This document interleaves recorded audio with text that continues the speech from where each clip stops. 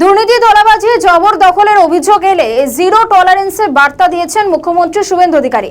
এদিকে বিজেপি বিধায়ক রেখা পাত্রের বিরুদ্ধেই উঠেছে জমি বাড়ি দখল করার অভিযোগ। হিঙ্গলগঞ্জের স্বামী কেশবানন্দ মহারাজের বাড়ি ভোটের সময় ভাড়া নিয়েছিলেন রেখা পাত্র। ভোট মিটে যাওয়ার এত মাস পরেও ওই বাড়ি ছাড়া হচ্ছেন না রেখা পাত্র, ভাড়াও দেওয়া হচ্ছে না বলে অভিযোগ উঠেছে। উপায় না দেখে বিজেপি বিধায়কের বিরুদ্ধে মুখ্যমন্ত্রীকে নালিশ জানিয়েছেন মহারাজ। সোমবার মুখ্যমন্ত্রী জনতার দরবারে তিনি পৌঁছে একেবারে এই অভিযোগ তিনি জানিয়েছেন এবং এই অভিযোগের পরিপ্রেক্ষিতে রেখা পাত্র তিনি ঠিক সংবাদ মাধ্যমের সামনে কি বলেছেন শোনাবো।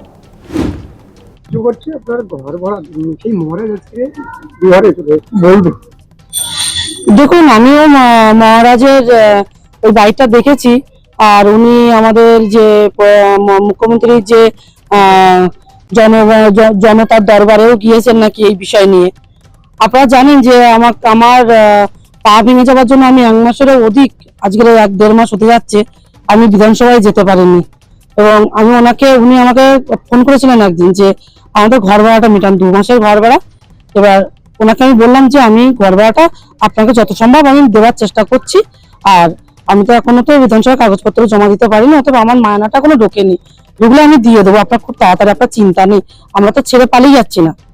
কিন্তু উনি যে কথাটা বলছেন যে ওনাকে নাকি 1.5 কোটি টাকার বিষয়, একটা ঘরটার বিষয় তুলছে, যে উনি আমাকে প্রপোজালটা দিয়েছিলেন যে 1.5 কোটি টাকায় আমার বাড়িটা কিনে নাও। আমি খাই লোকের বাড়ি পরিচালিকার কাজ করে, সেইখান থেকে আমাদের এখন বর্তমান মুখ্যমন্ত্রী আমাকে আজকে পার্টিতে নিয়ে এসে আজকে একটা আন্দোলন থেকে তুলে এনে আমাকে একটা জায়গা করে দিয়েছেন। আমি 1.5 কোটি টাকা করে থেকে জোগাড় করবো যে ওই বাড়ি যেন নেবো। আমি পুজোয় আমি চিতয়ে শোয়ার শখ আমার নেই। আর একজন মহারাজ হয়ে এরকম একটা কথা বলছেন। উনি বিগত দিনে ওই বাড়িতে কি করতো, কি কারবার চালাতো, সেটা কিন্তু এই হিঙ্গলগঞ্জ এবং লেবুখালীর মানুষের অজানা নয়। অতএব এই বাড়িতে আমরা আছি এবং সুস্থ ভদ্রতার সাথে আছি।